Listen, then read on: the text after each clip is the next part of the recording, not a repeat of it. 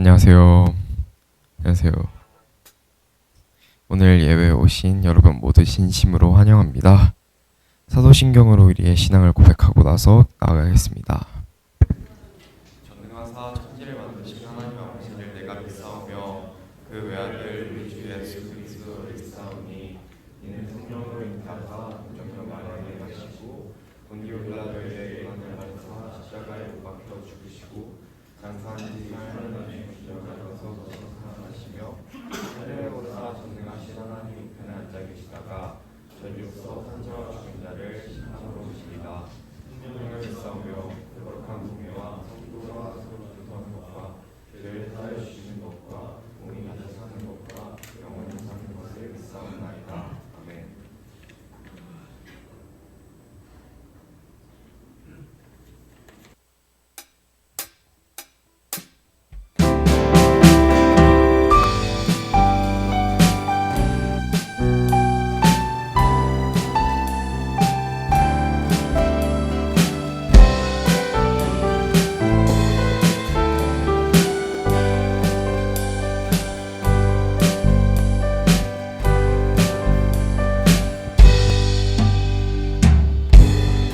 주님의 이름으로 모인 우리들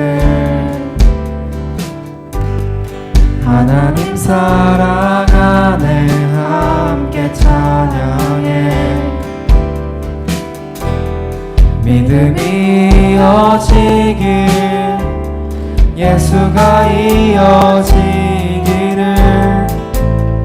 간절히 주님이 허락하신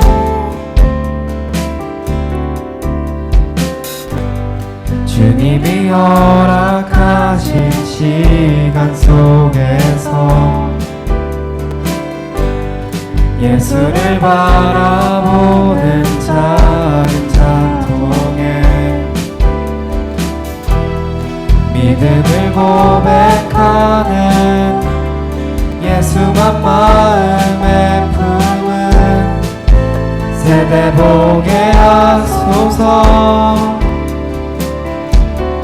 믿음을 세워가고 믿음의 길을 가며 크신 하나님의 뜻 따라 예수를 이어가리.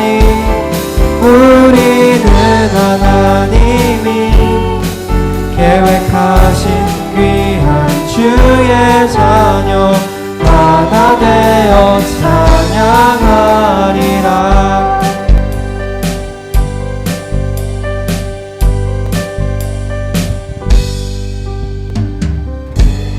주님의 이름으로 모인 우리들 하나님 사랑 안에 함께 찬양해 믿음이 이어지길 예수가 이어지기를 간절히 바라. 믿음을 세워가고 믿음을 세워가고 믿음의 길을 가며 크신 하나님의 뜻 따라 예수를 이어가리. 우리는 하나님이 계획하신 귀한 주의 자녀 하나 되어 찬양하리라.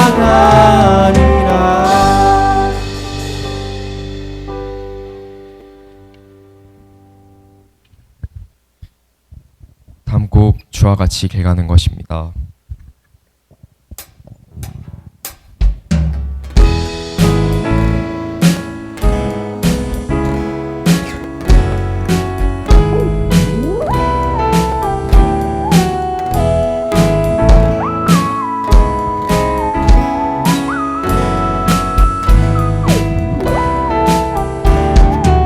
주와 같이 길 가는 것 즐거운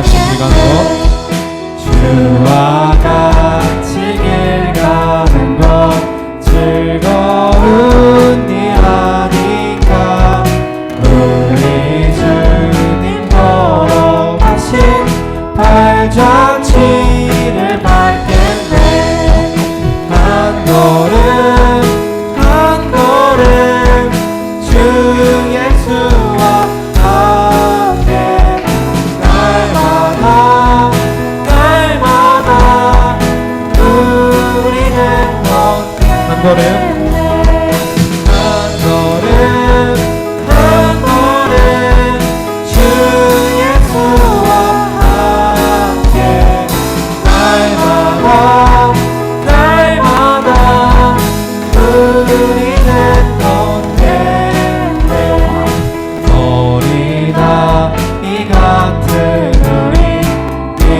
미련하고 약하나 주의 손에 이끌리어 생명길로 어린아이 같은 우리 어린아이 같은 우리 미련하고 약하나 주의 손에 이끌리어 생명길로 가겠네 한 걸음 한 걸음 주 예수와 함께 날마다 날마다 우리는 걷게 한 번 더 한 걸음 한 걸음 주 예수와 함께 날마다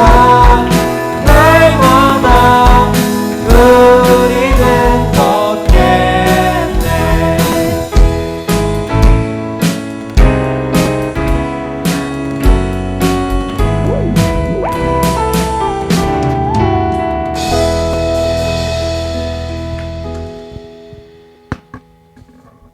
마지막 곡 주의 자녀로 산다는 것입니다.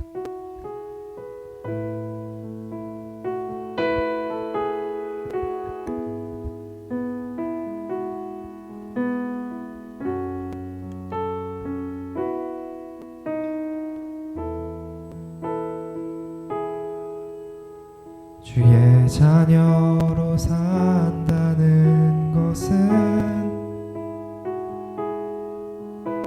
불 가운데로 걸어가는 것 그 속에서 신실하게 날 지키시는 그 손길을 경험하는 것 주의 자녀로 산다는 것은 주의 자녀로 산다는 것은 바다 위로 걸어가는 것 바다 위로 걸어가는 것 내 온몸을 덮쳐오는 폭풍 속에서 잠잠히 주 바라보는 것 때론 불 가운데 휩싸일 때도 폭풍 가운데 무너질 때도 주님 내 곁에 함께 하시네 가장 가까이에 함께 하시네 주의 자녀로 산다는 것은 나도 그들을 용납하는 것 나도 그들을 용납하는 것 나를 위해 달리신 십자가 사랑 그 사랑으로 살아가는 것 죄 자녀로 산다는 것은 주님과 함께 동행하는 것, 주께서 지신 십자가 기꺼이 지고 주와 함께 때로운 문 가운데 휩싸일 때도 폭풍 가운데 무너질 때도 주님 내 곁에 함께 하시네.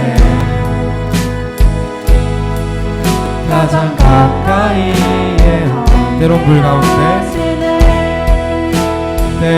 불 가운데 휩싸일 때도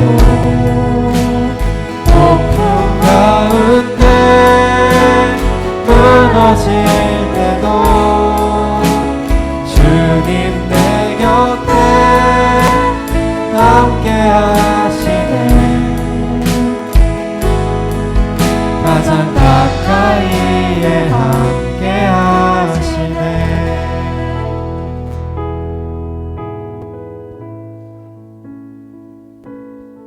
다 같이 기도드리겠습니다.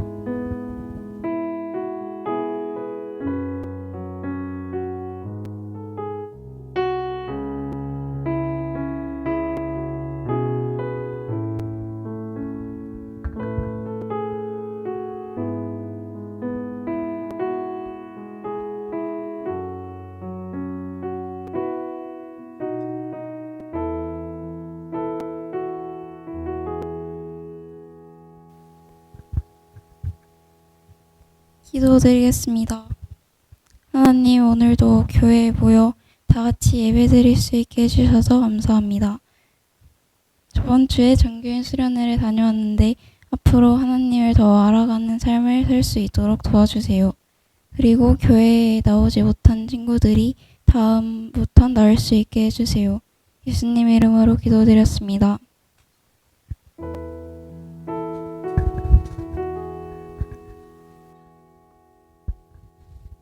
네, 하나님께서 우리들에게 주신 말씀은 마태복음 9장 12절과 13절입니다. 마태복음 9장 12절과 13절입니다.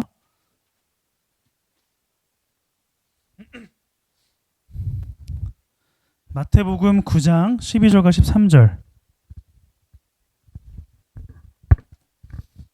우리 말씀은 자리에 일어나서 함께 읽도록 하겠습니다. 자리에 일어나세요. 일어나서 마태복음 9장 11절과 13절입니다. 에스라를 보면 하나님의 말씀을 담대하게 그리고 거룩하게 선포할 때 일어나서 읽습니다. 우리들의 마음가짐도 그리고 여러분들의 졸음도 말씀을 읽으면서 날려버렸으면 좋겠습니다. 졸지 마세요. 네, 함께 읽습니다. 시작. 예수께서 그 말을 들으시고 말씀하셨다. 건강한 사람에게는 의사가 필요하지 않으나 병든 사람에게는 필요하다. 너희는 가서 희생제물이 아니다 하신 말씀이 무슨 뜻인지 배워라. 나는 의인을 부르러 온 것이 아니라 죄인을 부르러 왔다. 아멘. 자리에 서 계세요. 드려진 예물을 위해서 기도하겠습니다. 하나님 감사합니다. 우리들에게 주신 은혜가 너무 커서 우리들 빈손으로 나오지 않고 작은 정성 가지고 나왔습니다. 주님 보시기에 합당한 예물이 될 수 있도록 우리의 마음도 붙잡아 주시옵소서. 예수님의 이름으로 기도합니다. 아멘. 자리에 앉아주세요. 네, 여러분 우리가 한 달 반 동안 우리가 열왕기 하 묵상을 시작했었습니다. 한 9월 1일부터 10월 16일까지 매일매일 영상이 여러분들에게 제공이 되었고 3분 내지 4분 정도의 영상이었습니다. 우리가 열왕기 하를 통해서 우리가 배울 수 있었던 것은 하나님의 백성이었던 이스라엘 그리고 다윗의 길을 걸어갔던 남유다도 멸망의 길을 걸어갈 수밖에 없었다. 그러나 하나님의 등불은 꺼지지 않고 계속해서 자신의 역사와 이야기를 이어가실 것이다 라는 것이 열왕기 하 묵상 영상의 내용이었습니다. 여러분들은 어떻게 처음부터 끝까지 빠지지 않고 혹시 다 보신 분? 선물 들어갑니다. 감사하게도 없네요. 아니, 감사한 게 아니라 다행히도 없네요. 보셨어야죠. 선생님들도 다 못 보셨나요? 선생님들부터 보셨어야 되는데. 묵상 영상을 드리는 이유는 여러분들이 바쁜 척하는 여러분들에게 잠시나마 하나님의 말씀을 들을 수 있도록 한 것이었습니다. 선생님들도 반성하시고 여러분들도 반성하시기 바랍니다. 여전히 하나님의 등불은 꺼지지 않았다라는 사실을 기억하시고 여러분들을 통해서 지금도 비추고 계십니다. 여러분들을 통해 비추시는 하나님의 등불, 빛을 잘 서로에게 비춰주시기 바라겠습니다. 내년에는 또 다른 묵상 영상이 나갈 겁니다. 과연 나갈까요? 여러분들이 잘 보셨으면 좋겠습니다. 자, 우리는 계속해서 예수님이 누구인지에 대한 질문을 하고 있습니다. 우리는 지지난주까지 6번의 정의를 내렸습니다. 우리 하나하나씩 천천히 읽어볼게요. 시작.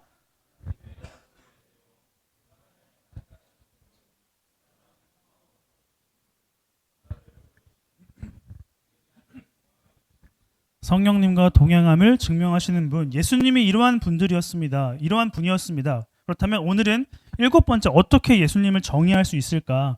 우리는 지지난주 말씀부터 좀 되돌아가서 좀 이어가야 됩니다. 지지난주에 예수님은 세례를 받으시고 하나님의 아들로서의 정체성을 드러내시는데 그것을 첫 번째로 하신 것이 무엇이었냐면 40일 동안 금식하시고 광야에 가서 누구에게 시험을 받았습니까? 사탄에게 시험을 받았습니다. 세 가지의 사탄이 문제를 냈다고 했고 예수님은 사탄의 문제에 다 틀리셨다라고 했습니다. 예수님은 0점이었어요. 사탄의 정답에는요. 근데 예수님이 참고하신 참고 서적이 있었어요. 여러분들도 뭐 교과서를 보고 참고 서적을 보는데 예수님이 사탄의 시험에 0점 받기 위해서 노력하시며 봤던 책이 무엇이었냐면 바로 신명기였습니다. 신명기였어요. 네, 신명기는 이러한 말씀을 담고 있어요. 하나님의 말씀을 들으면 복이고 듣지 않으면 벌이다. 이러한 분명한 말씀이었는데 예수님은 하나님의 말씀을 근거로 해서 사탄의 시험을 받는데 다 틀리셨다라는 겁니다. 그렇다면 사탄의 시험의 내용과 기준은 무엇이라고 할 수가 있겠습니까? 말씀과는 전혀 상관없는 문제를 내었다라는 것이죠. 하나님과 멀어지게 하기 위한 문제를 냈어요. 네, 뭐였어요? 먹을 거, 치사하게 먹을 거 가지고. 네, 배고픈 예수님께 야, 네가 돌을 떡으로 바꾸면 네가 먹을 수 있지 않냐. 이렇게. 그리고 두 번째는 뭐였어요? 자존심이었어요. 네, 뭐예요? 야, 나한테 절하면 이 모든 걸 다 줄게. 네, 타협이죠. 타협. 세상과 타협하는 거고. 세 번째는 야, 네가 떨어지면 천사가 받아줄 거야. 예수님은 자신을 그렇게 증명하고 싶지 않으셨습니다. 그래서 다 틀리셨어요. 예수님께서 생각하신 자신의 정체성을 드러내는 방법은 당장 지금 무엇인가를 바꾸면서 드러내는 것이 아니라 하나님의 계획과 시간의 그 속안에서 드러내기를 바라셨던 것이죠. 자, 그리고 나서 오늘 예수님은 어떠한 모습을 보여주시느냐 이렇게 선포하십니다. 우리 마태복음 4장 17절의 말씀을 한번 읽어볼까요? 다 같이 펴보시고 마태복음 4장 17절입니다. 세례를 받으시고 사탄에게 시험을 받으신 예수님은 이렇게 선포하십니다. 마태복음 4장 17절입니다. 다 같이 시작. 더 예수께서는 회개하여라 가까이 왔다 하고 선포하기 시작하셨다. 자, 예수님은 두 가지를 선포하셨어요. 세례를 받으시고 시험을 받으신 예수님은 두 가지, 회개와 하나님 나라를 선포하셨습니다. 어떤 것을 의미하냐면 예수님은 이제 새로운 삶의 방식이 무엇인지를 보여주고 싶으셨던 것입니다. 세례를 받으시면서 나는 하나님의 아들이고 하나님의 아들은 이러한 세상의 가치와 기준에 흔들리지 않아. 그렇다면 이제부터 내가 보여주는 삶의 모습을 잘 봐 라고 하신 예수님입니다. 근데 회개하라고 선포하시고 하늘나라가 가까이 왔다라고 선포하시는데 그 다음 행보가 바로 제자를 부르셨다라는 거예요. 예, 제자를 부르셨다라는 겁니다. 야, 내가 어떻게 살아가는지 보여줄게. 근데 일단 제자들부터 불러볼게. 이 부르신 제자들과 함께 새로운 삶의 방식을 보여주시겠다라는 거예요. 일단 오늘 우리가 그 공과에 해당하는 두 그룹이 나와요. 베드로에 해당하는 어부 그룹과 마태에 해당하는 세리, 그러니까 고위 간직, 좋은 직장을 가지고 있는 사람과 베드로, 좀 약간 좀 촌뜨기처럼 생기고 막 사는 것처럼 보이고 좀 초라한 직업을 가진 사람이죠. 이 두 사람을 제자로 부르시는 장면이 오늘 공과에 등장합니다. 베드로는 어부였죠. 예수님의 야 나를 따라와라 라고 했을 때 베드로는 어떻게 했습니까? 자기가 가지고 있는 그물을 다 버리고 왔어요. 생업을 포기했다라는 거고 또한 아버지에게 인사드리고 오겠습니다라고 했던 베드로에게 예수님은 왜 아버지에게 인사를 해야 돼? 라고 하면서 자신을 바로 따라오라고 이야기합니다. 그러니까 베드로는 자신의 생업과 가족을 포기하고 예수님을 따랐어요. 그리고 마태는 세리였는데 그 당시에 사람들에게 공격을 받는 사람이었어요. 왜냐하면 로마의 식민지로 있었던 유대인들인데 유대인들에게 세금을 떼서 로마에게 바치는 사람이 세리였기 때문이에요. 배신자, 매국노라는 칭호를 받은 마태입니다. 근데 이 본문에는 등장하지 않지만 세리가 예수님을 따라가게 되었을 때는 어떻게 변화가 되는지는 우리 삭개오 이야기를 통해서 알 수가 있어요. 삭개오는 어떤 사람이었어요? 삭개오. 세리였죠. 똑같은 세리. 근데 예수님이 나를 따라오라고 말씀하셨을 때 삭개오는 자신이 걷는 세금이 잘못된 것이라면 4배를 그 사람에게 갚아주겠다라고 하면서 시키지도 않은 정직한 일을 하기 시작합니다. 세리라는 사람은 자기가 그냥 멋대로 세금을 거둘 수 있는 사람인데 삭개오는 그러지 않고 오히려 자신이 가지고 있는 돈을 남을 위해서 쓰겠다라고 이야기를 했다라는 것이죠. 삭개오는 자신이 가지고 있었던 세리로서의 정체성을 또 버려버린 것입니다. 네.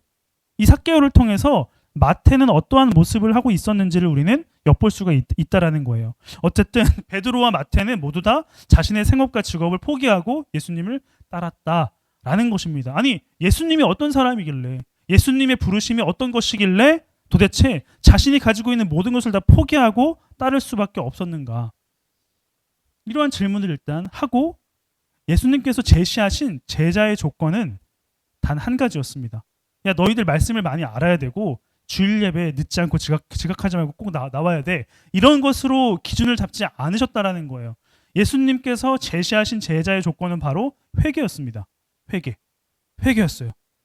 회개하라, 천국에 가까이 왔다. 무슨 말이냐면 너희들이 회개한다면 새로운 하나님 나라의 삶의 방식을 너희들이 살아갈 수 있다. 나랑 같이 살 수 있다라는 것입니다. 예수님이 제자들에게 내거신 조건 하나, 회개였어요. 회개를 좀 성경적으로 풀어보면 이러한 것입니다. 뭐 용서해 주세요 주님, 이런 게 회개가 아니라 잘못을 비는 게 회개가 아니에요. 절대. 이건 잘못된 상식이에요. 회개는 바로 이것입니다. 함께 읽어볼게요. 시작. 다시 한번 시작.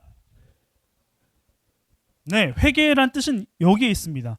그러니까 회개는 180도 방향을 돌이키다라는 말인데 이 말이 무슨 말이냐면 우리는 죄인이라서 하나님께 등 돌릴 수밖에 없는 본성을 가지고 있어요. 이 본성을 거슬러서 하나님을 바라보는 것이 회개라는 것입니다. 우리식으로 표현을 하면 청소년부 예배 지각했던 사람이 지각하지 않는 것, 이것이 회개라는 거예요. 겸하. 회개라는 겁니다. 이게. 네, 다음 주에는 회개합시다. 네, 회개예요. 그러니까 그 전에 했던 것을 하지 않는 것이 회개예요. 잘못을 용서해 주세요. 용서받는 게 회개가 아니라 죄의 본성, 하나님을 등지고자 하는 본성을 거슬러서 하나님을 바라보는 것이 회개라는 것이죠. 이것이 예수님께서 제자들에게 내거신 조건이었어요. 야, 너희들은 지금 죄와 사망의 권세가 다 다스리는 썩어져 버려서 없어져 버릴 수밖에 없는 세상을 너희들은 바라보고 있다. 등 돌려서 나를 바라봐라. 나를 바라봐, 나를 바라봐, 나를 바라봐라. 그러면 너희들은 새로운 삶의 방식으로 살아갈 수 있을 것이다. 라는 게 바로 예수님께서 제자들에게 내거신 조건이었어요. 예. 여러분들은 제자입니까? 죄의 본성을 거스르고 있습니까? 그리고 예수님께서 회개와 더불어서 말씀하신 것이 하늘나라, 하나님의 나라인데 이것은 성경적으로 보면 공간적 개념이 아니라 이루어가고 드러내는 것이 하나님 나라예요. 누가복음에서는 사람들이 묻습니다. 당신이 말하는 그 새로운 나라, 하나님의 나라는 언제 옵니까? 어디에 있습니까? 예수님이 그 무리들 사이에 있으셨는데 자 봐라, 너희들 가운데 하나님 나라가 있다. 무슨 말이에요? 제가 만약에 이렇게 가서 여기 왔어요. 근데 갑자기 우리 지민이가 전도사님, 미안해, 성대모사 아니야? 전도사님, 하나님 나라 어디에 있어요? 이렇게 물어보면 지민아, 하나님 나라는 바로 네 앞에 있다. 라고 하는 게 예수님의 말씀이었어요. 무슨 말이냐면 하나님 나라라는 개념은 어떤 공간적 개념이 아니라 하나님의 통치와 하나님의 다스림을 받는 사람의 삶의 방식이 하나님이 드러나는 하나님의 나라라는 겁니다. 네, 이것이 바로 하나님의 나라라는 개념이에요. 잘 기억하셔야 돼요. 물론 우리가 죽어서 나중에 하나님과 함께 거하는 공간적 개념도 있지만 우리가 이 땅을 살아가면서 우리가 기억해야 될 하나님의 나라라는 개념은 예수님을 통해 하나님이 어떤 분인지 드러나고 예수님을 통해 하나님의 마음이 드러나는 것처럼 우리들을 통해서 하나님의 마음이 드러나고 예수님의 사랑이 느껴진다면 그곳이 바로 하나님의 나라라는 겁니다. 그리고 우리가 이루어 가야 될 우리의 삶의 방식이고요. 예수님은 제자들에게 이야기하신 것입니다. 이렇게 정리할 수가 있어요. 함께 읽습니다. 시작. 가치로 살아가는 새로운 삶의 방식. 예수님이 이야기하신 거예요. 너희들이 회개하고 죄에서 등을 돌려서 나를 바라본다면 이렇게 살아갈 수가 있을 것이다. 너희들 지금 썩어질 수밖에 없고 없어질 수밖에 없는 죄와 사망의 권세가 다스리는 세상에서 살고 있어. 근데 영원한 생명을 주는 그 나라로 우리가 들어가야 되지 않겠니? 라고 하시면서 말씀하신 거란 겁니다. 제자들에게 말씀하신 거예요. 여러분, 우리가 4장 17절 말씀을 읽으면서 회개하다라는 뜻은 헬라어로 메타노에오라는 단어인데 이것은 메타와 노에오가 합성된 단어입니다. 메타라는 뜻은 뭐뭐와 함께, 뭐뭐 후에, 뭐뭐 위에 라는 거고 노에오는 마음을 알다, 이해하다, 생각하다, 인지하다라는 뜻을 가지고 있습니다. 이것을 쉽게 정리하자면 회개하다라는 말은 이러한 뜻을 가지고 있어요. 함께 읽습니다. 시작. 다시 한번 시작. 회개하다라는 말, 회개했다라는 말은 무엇인가를 깊이 깨달아 알아버린 상태, 절대 지울 수 없는 사실을 알아버린 상태라는 것입니다. 이게 회개하라예요. 근데 무엇에서부터 우리는 회개해야 되죠? 죄로부터 회개해야 되죠. 죄로부터 뒤돌아서야 되죠. 죄라는 뜻은 이러한 뜻을 가지고 있어요. 앞을 보세요. 관역에서 벗어났다라는 뜻을 가지고 있습니다. 죄라는 것은 방향이 잘못되었다라는 거예요. 방향이.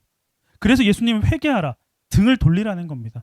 네가 잘못된 방향으로 관역을 조준하고 있지만 방향을 돌려서 나를 향해라 라고 하는 것이 예수님의 말씀이었어요. 그렇다면 우리가 이 뜻과 이 죄에 대해서 깊이 깨달아 알아버렸다는 말을 이렇게 정리할 수가 있습니다. 좀 빠르죠? 근데 한번 잘 이해해 보시기 바랍니다. 자, 이게 죄와 회개하라를 겹쳐봤어요. 어떠한 뜻을 가지고 어떠한 뜻으로 정리할 수 있냐면 크게 읽어주세요. 시작.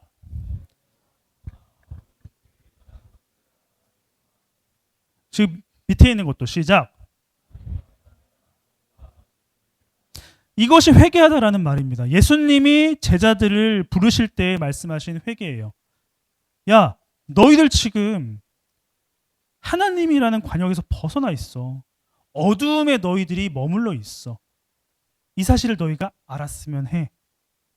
이 사실을 안다라는 말은 나는 하나님이 없으면 절대로 아무것도 할 수 없는 존재구나 라는 것을 알아버렸다라는 겁니다. 이게 회개하다라는 거예요. 여러분, 예수님이 제자들을 부르실 때에 다른 말로 하면 하나님 나라의 백성의 삶의 방식으로 살아가기 위해서는 회개해야 된다라고 말씀하셨는데 그 회개는 이러한 상태라는 겁니다. 아, 나는 나 혼자서는 아무것도 할 수가 없구나. 나 혼자서는 이 어둠이라는 세상에서 벗어날 수가 없구나 라는 것을 깊이 안다면 그것이 회개예요. 그래서 뭐 잘못을 용서해 주세요. 다시는 안 그럴게요 라는 말이 나올 수도 있다라는 겁니다. 근데 근본적인 회개라는 뜻은 내가 하나님 없이는 아무것도 할 수가 없습니다라는 것을 아는 상태라는 겁니다. 솔직히 말해서 지금 뭐 저도 그렇지만 여러분들은 하나님이 없어도 된다라는 부분들이 많아요. 하나님, 제가 옷 입는 건 내가 더 잘 알아요. 물론 이건 농담이에요. 그러면 내가 이렇게 입겠냐고요. 하나님보다 내가 더 잘 안다라고 하는 영역들이 많이 있어요. 웃지 마. 영역들이 많이 있어요. 예. 그런 것들을 부정하는 것이죠. 하나님, 이것마저도 하나님의 뜻에 있습니다. 여러분들이 뭐 시험 성적 100점을 맞아. 하나님, 이건 제가 했습니다. 그래? 그 100점짜리 시험지로 너의 인생도 100점일까? 라고 예수님은 또 이렇게 말씀하실 수 있죠. 삶의 영역에서 하나님께 주인임을 인정하는 것을 보여드리고 말하는 것, 고백하는 것, 이것이 회개입니다. 회개의 뜻을 여러분들이 제대로 알았으면 좋겠어요. 우리 회개합시다. 용서해 주세요. 이것이 아니에요. 회개합시다 라고 한다면 여러분들은 이렇게 응답해야 돼요. 하나님, 저는 하나님이 필요한 존재입니다. 나 혼자서는 이 어둠 속에서 벗어날 수 없습니다 라고 고백하는 것이 회개입니다. 그리고 오늘 본문의 말씀인데 우리 마태복음 9장 11절과 13절을 다시 한번 크게 읽어보도록 하겠습니다. 마태복음 9장 12절과 13절입니다.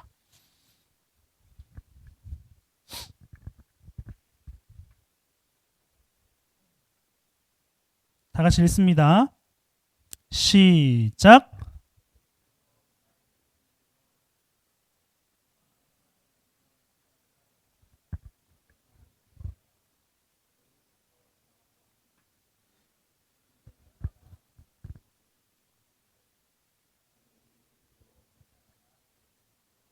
아멘. 세리인 마태를 부르실 때 바리새인들이 한 말이 예수님 제정신이십니까? 우리 유대인들이 싫어하고 적으로 여기는 세리와 왜 함께 계십니까? 아니, 당신이 하나님의 아들이라면서요. 하나님의 아들과 함께 할 수 있는 자답게 생긴 사람들과 같이 해야 되지 않습니까? 우리처럼 율법을 잘 지키고 율법을 최선으로 여기는 사람들과 함께 하고 계셔야 되는 거 아닙니까? 왜 부정하고 더러운 저 세리와 함께 계십니까? 라고 이야기를 하니까 예수님 이렇게 말씀하신 거예요. 건강한 사람에게는 의사가 필요 없어. 병든 사람에게 의사가 필요하다. 무슨 말이에요? 니들이 하나님을 제대로 믿고 있다라고 생각하는 너희들에게는 나는 아무런 소용이 없을 거야. 하지만 비천하고 소외받고 억압받고 어려운 삶을 사는 자신들이 불쌍하다라는 것을 아는 사람들에게는 내가 필요할 거다라고 말씀을 하시는 겁니다. 예수님은 자신을 필요로 하는 사람들에게 먼저 다가가시죠. 이것이 예수님께서 제자를 부르신 방법이었어요. 제자들이 왜 초라하고 못생겼을까? 초라하고 아무것도 아닌 것 같고 사회적으로 부정적인 사람들을 왜 제자로 세우셨을까요? 우리들에게 위안을 주기 위해서예요. 너희들도 제자가 될 수 있어 라고 말씀하시기 위해서입니다.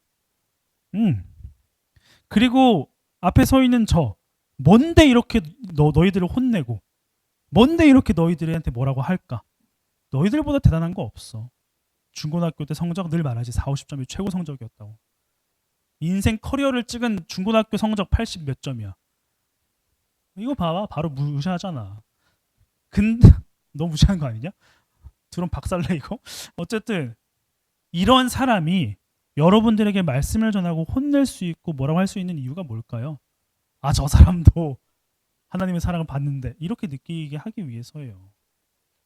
전도사님이 전도사로 사역을 하지 않았다면 솔직히 여기 없어. 주말에도 뭐 교회 안 나가고 파질러 누워 있겠지. 네.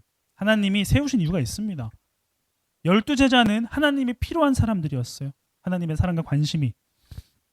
근데 13절에 우리가 읽은 것처럼 한번 여러분 성경을 보세요. 13절을 보면 예수님이 말씀하시죠. 내가 바라는 것은 자비요 희생제물이 아니다. 무슨 말일까? 우리 호세아서의 말씀을 보고 함께 이해해 보겠습니다. 예수님은 호세아서의 말씀을 인용하신 거예요. 함께 읽습니다. 시작. 바라는 것은 제사가 아니라 진실한 사랑이며 태워드리는 제사인 번제가 아니라 하나님을 아는 지식이다. 아멘. 굉장히 중요한 말씀입니다. 예수님은 어떤 것을 강조하고 싶으셨냐면 야 니들이 율법을 지키고 예배를 드리고 제사를 드리고 번제를 태워드리는 것이 너희들이 올바른 것 같지 아니야. 내가 누구인지 너희들이 아는 게 더 중요해. 이것이 내가 더 기뻐하는 거야. 라고 말씀을 하시는 겁니다. 바리새인들에게 있어서 하나님은 그냥 동떨어진 분이에요. 저기 계시다가 내 필요를 채워주세요 라고 필요만 채워주고 가셔야 되는 분이 바리새인들에게 하나님이었어요. 나의 삶에 관여하지 마세요. 나는 잘 살고 있어요. 말씀 잘 지키고 있지 않습니까? 이러한 사람들에게 하신 말씀인 것이죠. 이스라엘이 멸망한 이유가 여기에 있다라는 거예요. 자신이 누구인지 모르는 상태. 하나님을 모른다라는 거는 내가 누구인지 모른다라는 거예요. 내가 누구인지 모른다면 하나님이 누구인지 모른다라는 것이죠. 예수님은 다른 거 다 필요 없고 나를 좀 알았으면 좋겠다라는 간절함이 있으셨던 겁니다. 우리 사도 바울의 말을 한번 들어보겠습니다. 우리 빌립보서 4장 13절입니다. 시작. 그리스도를 통하여 나는 모든 것을 할 수 있습니다. 아멘. 어떻게 느껴지세요? 아, 내가 예수님을 믿고 예수님께 도움을 구하면 모든 것들을 해주시겠구나 라고 여길 수가 있는 본문입니다. 근데 이 본문의 배경을 한번 살펴보면 이런 내용이 절대 아니에요. 우리 11절부터 한번 볼게요. 시작. 나는 내가 가진 것에 만족하고 있으며 어떠한 환경에서도 감사하는 법을 배웠습니다. 가난을 이겨낼 줄도 알고 부유함을 누릴 줄도 압니다. 배부를 때나 배고플 때나 넉넉할 때나 어떤 형편에 처해서도 기뻐하고 즐거워합니다. 내게 능력 주시는 그리스도를 통하여 나는 모든 것을 할 수 있습니다. 아멘. 이러한 배경 속에서 읽으면 이 말이 무슨 말이냐면 바울의 고백은 이겁니다. 나는 가난해져 받기도 하고 부요해 받기도 해. 그리고 되게 즐겁게 살아가기도 해봤고 슬프게 살아가기도 해봤어. 근데 이 어떠한 환경과 상황이든지 간에 나는 살아갈 수 있는 힘이 있어 라고 고백하는 것입니다. 다른 말로 하면 자족할 수 있는 능력이 있다. 이것이 바울의 고백이었던 거예요. 이 말을 사람들은 오해하죠. 아, 예수님만 믿으면 예수님께 기도하면 모든 것들을 나는 할 수 있고 주시겠구나. 아니에요. 여러분들로 적용해 볼까요? 주님, 제가 공부는 조그맣게 못했습니다. 그러나 주님 압니다. 나의 펜과 머리를 주님께 맡겨드립니다. 정답으로 인도해 주세요. 98, 와, 이런 게 아니라는 거예요. 이렇게 고백하는 거야. 주님, 진짜 제가 공부 못했어요. 죄송합니다. 40점 인정할게요. 다음에도 열심히 하겠습니다. 100점 나왔어. 와, 100점 주님? 이거는 내가 한 게 아닌 것 같아요. 주님. 감사합니다. 라고 고백할 수 있는 게 자족. 이 사도 바울의 고백입니다. 어떠한 상황과 환경에 처해 있더라도 나는 살아갈 수 있고 감사할 수 있는 힘이 있습니다라고 고백하는 게 바울입니다. 이게 왜 이렇게 고백할 수가 있었을까요? 회개했기 때문이에요. 바울은 회개했습니다.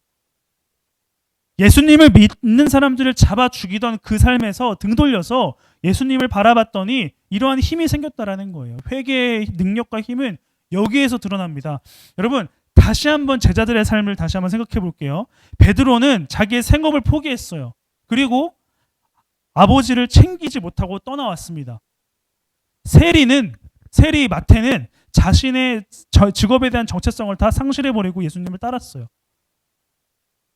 여러분들에게도 한번 이야기해 볼게요. 니들이 예수님을 제대로 믿고 싶어? 그럼 공부 다 포기하고 학교 다니지 말고 교회만 나와. 라고 한다면 여러분들이 나오겠어요? 안 나오겠죠. 이것은 어떠한 것을 의미하냐면 이전의 삶의 방식을 버렸다라는 것인데, 다른 말로 하면 내가 어부로서의 삶을 살아갈 때는 하나님과 함께 한다라는 사실을 인지하지 못하고 살았습니다. 라는 고백을 하고 있는 겁니다. 상징적인 거예요. 내가 세리로서 세금을 거두면서 살 때는 하나님의 마음을 모르고 우리 유대인들에게 세금을 거뒀습니다. 이제는 하나님과 함께하는 삶을 살겠습니다라고 고백하는 것에 대한 의미를 보여주는 게 바로 어부의 생을 포기하고 세리의 삶을 포기했다라는 것입니다. 네, 이런 것입니다. 우리가 이해되지 못하고 우리가 좀 오해하고 답답해하는 것은 무엇이냐면, 예수님을 믿는 사람들에게는 많은 것을 포기하라고 해요. 지금 하고 있는 것들을 못하게 합니다. 아니, 시험 기간에 학원 가서 열심히 공부하겠다는데 왜 교회 안 나온다고 뭐라고 해? 수련회 기간에 학원이 있는데 어떻게 해요? 그런 거를 포기하라고 하는 것입니까? 아니에요. 수련회 나와야 되겠지만 안 나와도 괜찮아요. 주일 예배 빠져도 괜찮습니다. 그런데 그러한 삶 속에서 하나님이 나와 함께 하고 있다는 사실을 모른다면 그것은 잘못됐다라는 거예요. 그런데 교회에 나오지 않더라도 여러분들이 시험 공부를 하고 수련회 나오지 않아도 여러분들이 열심히 시험 공부하고 노력을 한다면 그 가운데서 나와 하나님이 함께 하시는구나 라는 거를 기억하고, 그리고 예수님이 나의 필요시구나 라는 것을 고백하고 나는 하나님이 없으면 안 되구나 라는 사실을 인지한다면 그것은 제대로 된 회개의 삶이라는 것이죠. 베드로와 마태는 이 점을 분명히 하기 위해서 예수님과 동행하지 않고 하나님을 바라보지 않았던 이전의 삶을 그냥 포기해버렸다라는 것입니다. 여러분들도 이제 포기해야 돼요. 하나님과 함께 하지 않고서 살아갔던 여러분들의 삶을 포기해야 돼요. 그럼 뭐 공부를 포기해요? 아니요. 공부 열심히 하세요. 근데 그 가운데 여러분들이 예수님이 나는 필요한 존재다라는 것을 고백하시고 하나님이 나와 함께 하시다라는 사실을 여러분들이 알고 고백한다면 그것은 하나님 나라의 새로운 삶의 가치를 품고 살아가는 것입니다. 여러분, 우리는 이렇게 그러면 정의할 수가 있어요. 오늘 7번째 예수님을 정의할 수 있는 것은 바로 이것입니다. 함께 읽습니다. 시작. 다시 한번 크게 시작. 네, 예수님은 또 이렇게 정의가 될 수가 있어요. 우리의 필요가 되세요. 우리에게 필요할 수밖에 없는 존재가 예수님이십니다. 그 사실을 고백하는 것이 회개예요. 변하지 않는 일상 속에서도 예수님이 필요하다라는 고백을 한다면 회개하는 삶을 사는 것입니다. 제자의 삶이에요. 하나님 나라의 가치를 품고 사는 삶입니다. 근데 예수님이 필요하다라는 고백과 알미 없다면 여전히 여러분들은 죄와 사망의 권세 아래에 있는 사망에 이를 수밖에 없는, 영원히 없어져 버릴 수밖에 없는 삶을 살아가고 있다는 것입니다. 여러분, 더 중요한 사실이 있습니다. 여러분들이 이러한 회개의 삶을 살아가게 되면 이러한 결과가 나와요. 함께 읽습니다. 시작. 이것이 회개하는 삶의 결과입니다. 여러분들이 가지고 있는 게 뭐예요? 없잖아. 시간밖에 없죠. 마음. 그리고 뭐 종종 먹을 거 조금 가지고 있고 맛있는 거 가지고 있고 이런 것들이 아깝지 않아져요. 여러분, 선생님들도 마찬가지예요. 선생님들이 여러분들을 위해서 사용하시는 시간과 돈과 마음이 남아 돌아서겠어요? 아니에요. 하나님이 선생님들의 삶에 필요하다라는 것을 느끼셨기 때문에 여러분들에게 흘려보내는 겁니다. 여러분들도 마찬가지여야만 합니다. 여러분들의 삶을 통해서 하나님의 마음이 조금씩 흘러가게 되어 있을 겁니다. 단 회개의 삶을 살아갈 때 말이죠. 여러분 기억하시기 바랍니다. 여러분들은 회개해야만 합니다. 용서해 주세요가 아니라 하나님 하나님은 내 삶에 필요한 분입니다라는 고백이 여러분들의 삶에 있기를 소망합니다. 그러한 고백이 여러분들에게 있다면 하나님 나라의 가치, 위대한 가치를 품고 살아갈 수가 있고 여러분들을 통해서 하나님의 사랑과 마음이 흘러갈 수밖에 없습니다. 교회에서 연습하세요. 여러분 반별 공과할 때 연습해 보세요. 선생님들 말씀하실 때 입을 좀 다물어 보고 떠들지 말고 옆 사람 이야기할 때 좀 들어보고 이런 게 회개의 삶의 모습이에요. 오늘 지켜볼 겁니다. 서로를 존중합시다. 이러한 실천이 여러분들에게 회개할 수 있는 힘을 또 줄 겁니다. 여러분 회개하고 예수님이 필요하다는 사실을 알고 고백하는 청소년부 되었으면 좋겠습니다. 기도하겠습니다. 하나님 감사합니다. 제자들을 부르실 때에 회개를 조건으로 거신 예수님, 우리들도 회개하려 합니다. 잘못을 단순히 용서받는 것이 아니라 이전의 삶의 방식을 버리고 예수님이 우리 삶에 필요하다라는 것이 고백되어지는 귀한 삶을 살아갈 수 있도록 도와주시옵소서. 하나님 나라의 가치를 우리가 품고 살아갑니다. 그것을 흘려보낼 수 있는 힘을 주시옵소서. 예수님의 이름으로 기도합니다. 아멘. 광고 하겠습니다. 일단 광고 본격적으로 하기 전에 우리 전교인 수련회 갔다 왔잖아요. 전교인 수련회 리뷰 영상을 함께 보겠습니다. 모든 일정들이 잘 진행될 수 있도록 하나님께서 은혜 주시기를 간절히 소원하오며 예수님의 이름으로 기도합니다. 아멘. 저희가 6년 만에 전교인 수련회를 갖게 됐는데요. 말씀의 은혜 가운데 잠기시고 또 우리 성도님과 좋은 교제 나누셔서 돌아갈 때는 더욱더 풍성한 마음과 영혼으로 돌아가시면 좋겠습니다. 시간 잘 누리시기를 바라겠습니다. 축복합니다. 성도님들이 즐겁게 이미 마음의 준비가 되어 있으신 상태에 같습니다. 이미 은혜를 받으신 상태이기 때문에 은혜를 잘 흘려보내는 역할이 찬양팀의 역할이라 봅니다. 우리 성도님들 파이팅입니다. 파이팅!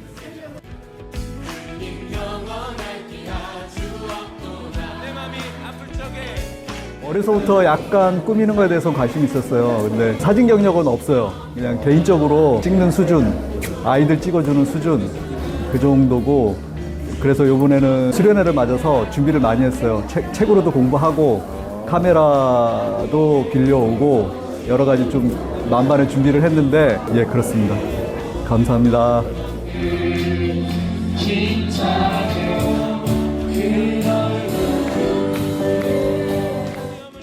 저희 네 가족이 함께 전교인 수련회에 참여할 수 있어서 정말 좋았고 말씀에서 강조해주셨던 것처럼 산울교회가 좋은 공동체를 갖고 왔으면 좋겠다라는 바람이 있습니다. 사랑합니다. 6년 만에 있었던 수련회인데 가장 좋았던 것 같아요. 조별 나눔을 통해서 몰랐던 분들도 많이 알게 되고 복음 안에 하나 되는 좋은 시간이었습니다. 감사합니다.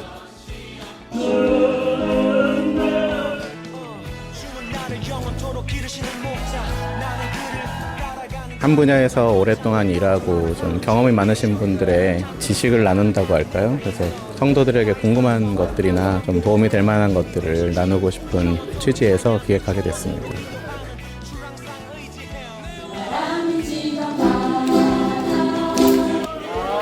단순한 형식적인 그런 어떤 프로그램이 아니라 의미가 있고 또 우리 전교인 수련회 주제에 맞게 성도님들에게 유익이 되었으면 하는 마음으로 오랫동안 준비했습니다. 언제나 이제 귀엽고 이렇게 발랄한 아이들 때문에 참 고맙고 앞으로 제가 더 잘하겠다라는 이야기를 좀 마무리하고 싶습니다. 네. 전교인이 하나님 안에서 하나됨으로 누리는 그런 시간이 되었으면 좋겠다라는 마음으로 무엇보다 날씨가 너무 좋아서 더 좋아하시지 않을까 기대하고 있습니다.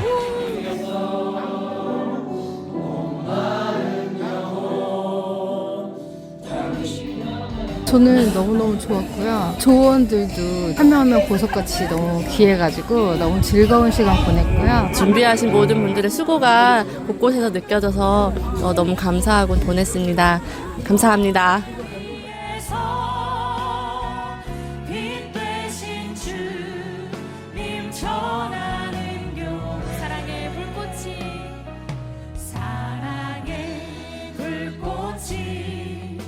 준비하면서 걱정도 많이 있었습니다.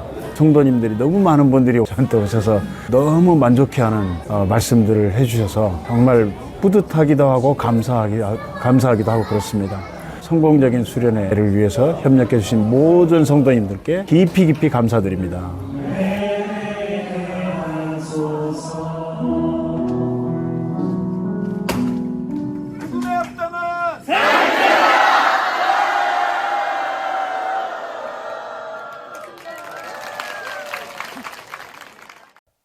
네, 그래도 우리 갔다 왔으니까 박수 한번 칩시다.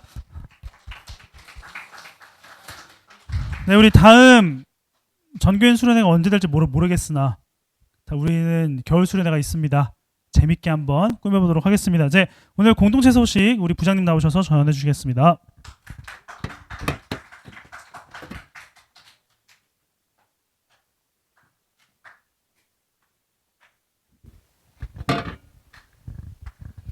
네, 정교인 수련회 그 아주 해맑은 우리 신혜영 선생님 모습 보셨죠? 여러분들도 이제 그 겨울 수련회에서 그런 모습을 할 수 있을 거라 생각합니다. 그래서 겨울 수련회 꼭들 참여들 해주시고 안내하기 전에 오늘 그 반가운 얼굴이 보였는데 정여미 선생님이 출산하신 이후에 오늘 또 다시 참여를 하셨어요. 그래서 한번 환영하는 박수를 할까요?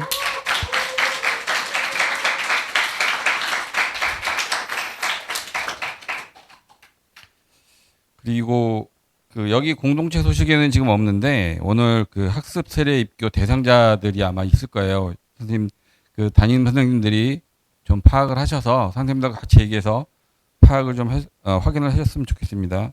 그리고 다음 주에는 저희가 야외 예배를 합니다. 그래서 여기서 모여서 가는 걸로 합니다. 전회차하고 뭐 다른 건 없어요. 모여서 잠깐 여기서 같이 해서 한꺼번에 이동을 하도록 하겠습니다. 장소는 그 어디죠? 수리산 산림욕장 그 저기 도서관 옆에 그죠? 네, 그쪽에서 하겠습니다. 그래서 10시까지 여기 오셔야 되고 오늘처럼 좀 몇 사람 늦는다든가 그러면 안 됩니다. 10시까지 오셔서 같이 이동할 수 있게 좀 해주시고 그 다음에 그 드디어 이제 수능이 한 달 내로 들어왔습니다. 그래서 25일밖에 안 남아서 우리 고3 누님, 누님, 또 형님, 또 오빠, 형들을 위해서 좀 같이 기도하고 그 다음에 좀 잘 할 수 있도록 같이 응원을 해주셨으면 좋겠습니다.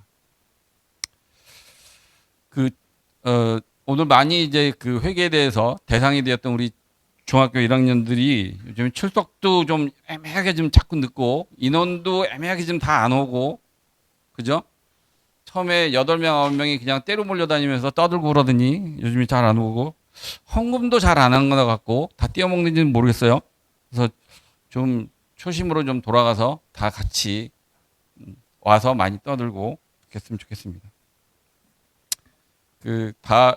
와서 또 아까 이제 우리 전사님 얘기하시는 것처럼 회개하면서 사는 우리 친구들이 됐으면 좋겠습니다.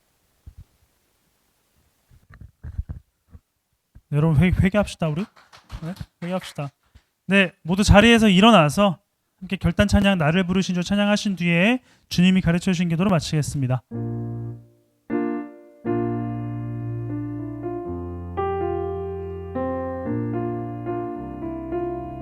고백하겠습니다. 나를 부르신 주가 이루어 주시네. 잠시 넘어지더라도 붙잡아 주시네. 나의 걸어가는 길 늘 동행하시네. 혼자라 생각했던 삶 늘 함께 하셨네. 나 찬양해 언제나 어디서나 부르신 그 뜻대로 나를 지으신 주의 뜻대로 영원토록 노래하네. 나를 부르신 대로 주를 찬양하며 살아가리라.